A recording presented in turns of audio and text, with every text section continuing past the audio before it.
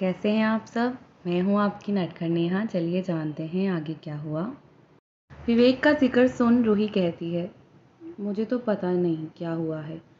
समझ ही नहीं आ रहा कि विवेक हमसे किस बात पर गुस्सा है। यहाँ तक कि वो हमारी तरफ देखते भी नहीं। हमारी तो कोई लड़ाई भी नहीं हुई। मुझे याद भी नहीं कि क्या बात हुई है। सगाई वाले दिन के बाद उनका बिहेवियर कुछ अलग है। वो थोड़ा उखड़े उखड़े हैं मुझसे। पता नहीं क्यों इतनी दूरी बनाकर रहते हैं। उसकी बातों में उदासी थी। काव्या रूही के गालों को पिंच करते हुए कहती है, तुम खुद पूछ लेना, ऐसा कुछ भी नहीं होगा। मुझे नहीं पता, बस इतना कहूँगी, मैं हमेशा तुम्हारे साथ रहूँगी। तुम जब भी अकेली पड़ोगी तो मुझे अपने पास ही पाओगी। काव्या की बातों में बहुत ही ज़्यादा दर्द महसूस हो रहा था रूही को। काव्या की आंखों में नमी थी। रूही समझ नहीं पा रही थी कि ये किस बारे में बात कर रही है, पर फिर भी वो उसे गले लगा लेती है। नीचे फेरों का वक्त हो गया था। पंडित जी कहते हैं कन्या को बुला लीजिए। इसलिए मीरा जी शुभी को भेज देती हैं काव्या को लेने। शुभी आराम से ऊपर जा रही थी, लेकिन रास्ते में ही उसे किसी ने खींच लिया और अपनी बाहों में भर लिया, और यहाँ तक कि उसके चेहरे पर अपना हाथ भी रख दिया। ये रेहान था। रेहान उसे आंखों से शांत रहने का इशारा करते हुए धीरे से कहता है, चीखना और चिल्लाना मत, वरना बिना बात का तमाशा होगा, और हम दोनों ही नहीं चाहते कि ये हो। शुभी अपनी पलकें झपकाकर इशारे को समझ लेती है और रेहान को हाथ हटाने को कह देती है।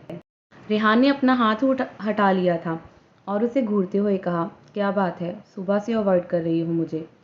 तुम्हें क्या लगता है तुम्हारी नज़रों में मुझे समझ नहीं आता? मैं तुम्हें पसंद करता हूँ, तो इसमें क्या बात है? तुम्हारे घर रिश्ता भेजा है, कुछ गलत थोड़ी किया है।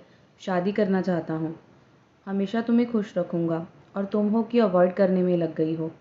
क्या हो गया है? मुझे नीचा तो मत दिखाओ यार, मेरी मोहब्बत की इतनी कदर तो कर लो। कभी तुम्हारे सामने नहीं आऊँगा, कोई ज़बरदस्ती भी नहीं है, पर इस तरह मेरी भावनाओं को हर्ट मत करो। पता नहीं क्यों पर तुमसे प्यार कर बैठा हूँ, इसीलिए शादी करना चाहता हूँ। शुभी की आंखों में नमी आ जाती है। रेहान ये देखकर थोड़ा दूर होकर खड़ा हो जाता है। वो बस अपनी भावनाएं बोल गया था। शुभी का अवॉइड करना उसे दर्द दे रहा था। उसका दिल टूट रहा था। शुभी उसे पसंद नहीं थी, वो उसकी मोहब्बत थी। पसंद और मोहब्बत में शायद फ़र्क होता है। शुभी इमोशनल होकर कहती है, अपने भाई और माँ को टूटते हुए देखा है, चुप चुप कर रोते हुए देखा है, इसीलिए मुझे नहीं पता मैं क्या चाहती हूँ। डर लगता है कहीं ये रिश्ता, ये प्यार मुझे भी वही दर्द ना दे दे जो मेरी माँ और मेरे भाई को मिला है। शोभी की आंखों में आंसू देख रेहान के दिल में दर्द होता है। वो जल्दी से उसके आंसुओं को साफ करते हुए कहता है, तुम एक नंबर की बेवकूफ़ हो। बेवकूफ़ लड़की, तुम्हें हर्ट करूँगा किसने कह दिया तुमसे? तुम्हारी हाँ के बिना ज़बरदस्ती शादी थोड़ी कर लूँगा तुमसे। प्यार करता हूँ, कोई ज़बरदस्ती थोड़ी है। तुम जब भी कहोगी, मुझे एक्सेप्ट करना चाहोगी, तभी ये रिश्ता आगे बढ़ेगा। बस मुझे गलत मत समझो, इस तरह अवॉइड करके मुझे हर्ट मत करो। इतना कहकर वो चला जाता है और शुभी उसे जाता हुआ पीछे से देख रही थी। वो अपने आप से सवाल कर रही थी कि उसके मन में क्या है। वो अपने आप को ठीक करती है और काव्या के रूम की तरफ चली जाती है। शुभी और रूही काव्या को लेकर नीचे मंडप में आ गए थे। फेरों की रस्म शुरू होनी थी। विवेक और करण आगे आते हैं और अपनी बहन को विराट के पास बिठा देते हैं। मंत्रोच्चारण के साथ पंडित जी फेरों की विधि शुरू कर देते हैं। सब लोग आसपास ही बैठे थे। खूबसूरत से गार्डन में मंडप लगाया गया था, जो बहुत खूबसूरती से सजाया गया था। पंडित जी के कहने पर कन्यादान की रस्म के लिए राकेश जी आगे आए। उनके साथ मीरा जी भी थी। नम आँखों से अपनी बेटी का कन्यादान करने के लिए वो विधि कर रहे थे। कन्या के दान की विधि बहुत ही महत्वपूर्ण होती है। एक पिता अपनी बेटी का हाथ उस लड़के के हाथों में थमा देता है जिसे वो अपनी बेटी को सौंप रहा हो, और उससे बस एक वादा लेता है कि वो उसकी बेटी को खुश रखेगा। हर कोई मंडप के आसपास खड़ा था। फेरे होने शुरू हो चुके थे। एक एक वचन के साथ विराट काव्या को वचन दे रहा था कि वो उसे हमेशा खुश रखेगा। जैसे ही फेरे पूरे हुए, हर किसी ने फूलों की बारिश की। उसके बाद प्रतिभा जी ने आगे आकर एक खूबसूरत सा मंगलसूत्र उसके हाथ में देते हुए कहा, ये बहू के लिए। विराट ने भी उसे काव्या के गले में पहना दिया।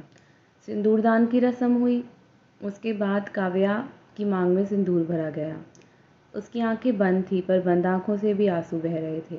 आज वो विदा हो जाएगी। उसका रिश्ता अपने घर वालों से ज़्यादा विराट के परिवार से बन जाएगा। कैसी थी ना एक लड़की की ज़िंदगी। 20-21 साल किसी परिवार के साथ वो बली पड़ी और फिर शादी करके एक नए घर जाकर उस घर को अपना मान लेती है। शादी संपन्न हो गई थी। हर रस्म बहुत ही प्यार से हुई थी। पंडित जी काव्या को और विराट को बड़ों का आशीर्वाद लेने को कह देते हैं। विराट काव्या का हाथ पकड़े सबके पास जाकर एक-एक कर आशीर्वाद ले रहा था और सब उसे बहुत खूबसूरत दुआएं दे रहे थे कि उनकी जोड़ी हमेशा बनी रहे, उनकी ज़िंदगी आगे खुशियों से भरी रहे। थोड़ा रुकने के बाद सुबह 4 बजे के पास विदाई का समय था। जैसे ही पंडित जी ने विदाई का नाम लिया, सबकी आंखें नम सी होने गई शुरू हो गई। काव्या तो बहुत ज़्यादा रोने लगी। राकेश जी के गले लग जाती है। अपने पिता से दूर जाने का शायद बिल्कुल मन नहीं था। विवेक भी बहुत ज़्यादा इमोशनल था। करण की आंखें हल्की सी लाल थी।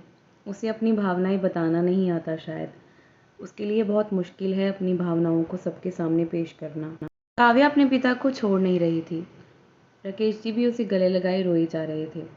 ये देखकर करण और विवेक आगे आते हैं। वो जानते थे कि इस वक्त उनके पिता बहुत ज़्यादा इमोशनली वीक हैं। करण अब जब आगे आया तो काव्या अपने दोनों भाइयों से लिपट कर रो पड़ी।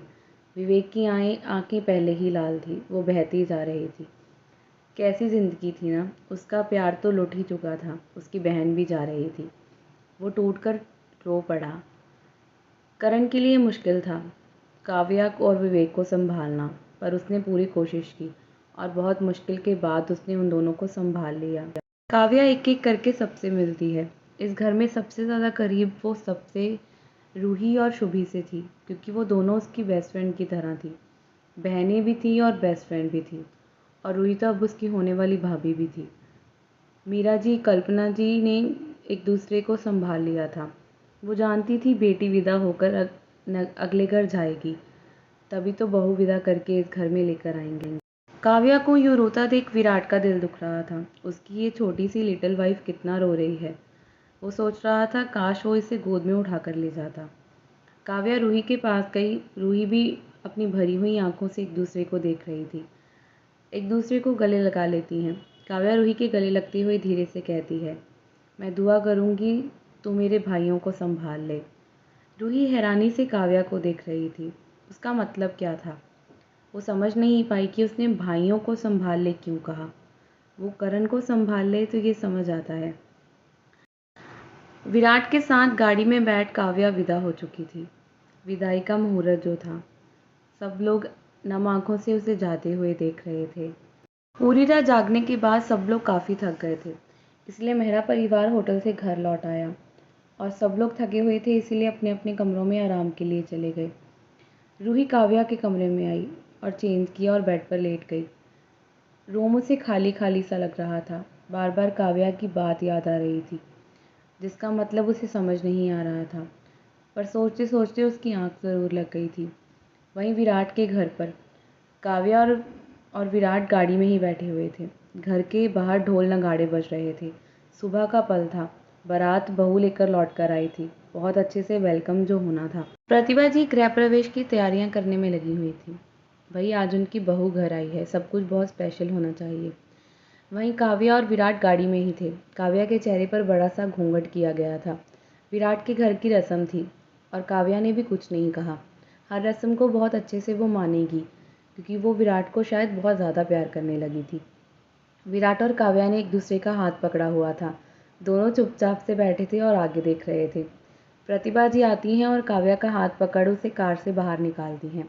दूसरी तरफ से विराट भी बाहर आ गया। उसका हाथ पकड़े घर के अंदर की तरफ ले जाने लगता है। डोर पर ही बहुत सारे गेस्ट खड़े हुए थे।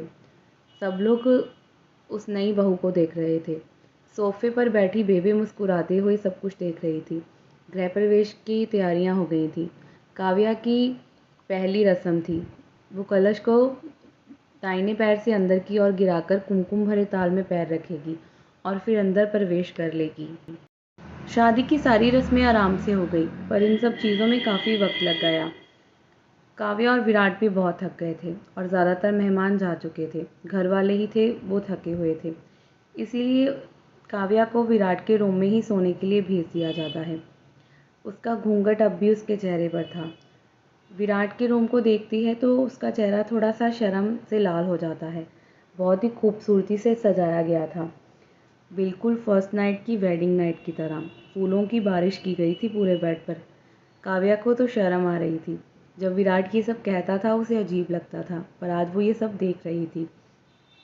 वो ध्यान से सब कुछ देख रही थी कि तभी विराट भी रूम में आ जाता है। वो चुपचाप से खिड़की के पास जाकर खड़ी हो जाती है। उसने घूंघट हटाने की कोशिश भी नहीं की थी। वो जानती थी ये हक विराट का है। उसे अजीब तो लग रहा था, पर वो कुछ कर नहीं पा रही थी। विराट उसके पास आकर उसका घूंघट हटाकर मुस्कुराते हुए उसे देखता है और प्यार से उसके गालों को छूकर कहता है, तुमसे कुछ मांगना था। असल में एक इमरजेंसी हो गई है और मुझे अभी हॉस्पिटल जाना होगा। बहुत ही इम्पोर्टेंट केस है। जानता हूँ तुम्हारे पास रुकना चाहिए, पर यह ज़रूरी है। क्या मैं जाऊँ? तुम तब तक थोड़ा आराम कर लो, मैं जल्दी वापस आ जाऊँगा। वो बहुत प्यार से ये सब कह रहा था। काव्या ने भी बस अपना सिर हिला दिया। वो जाने को कह देती है। वो उसे रोककर गलती नहीं करेगी। वो एक डॉक्टर है। एक ज़िंदगी बचाना सबसे ऊपर होता है। अब वो दोनों हमेशा साथ हैं। अपनी ज़िंदगी के हर पल को आगे बढ़ाकर वो ज़िंदगी खुशी खुशी काट लेंगे, लेकिन किसी की ज़िंदगी बचाना ज़्यादा बेहतर था। कैसी होगी काव्या और विराट की पहली ज़िंदगी की शुरुआत? जानने के लिए सुनते रहें मेरी कहानी। इस कहानी के बस थोड़े से एपिसोड हैं, उसके बाद इस कहानी का अगला सीज़न शुरू हो जाएगा। एक नए वॉलपेपर के साथ हम नई वापसी कर लेंगे। ये कहानी मेरी पहली कहानी है, जिसके लिए मैं बहुत ज़्यादा इमोशनली कनेक्टेड हूँ। आप सबको कहानी अच्छी लगे तो कमेंट ज़रूर करें और आप सब मुझे अपनी राय में बताएं कि मैं बोलने में कैसे बोल पाती हूँ। कोई गलती हो तो माफ़ी चाहती हूँ। मिलते हैं अगले भाग में।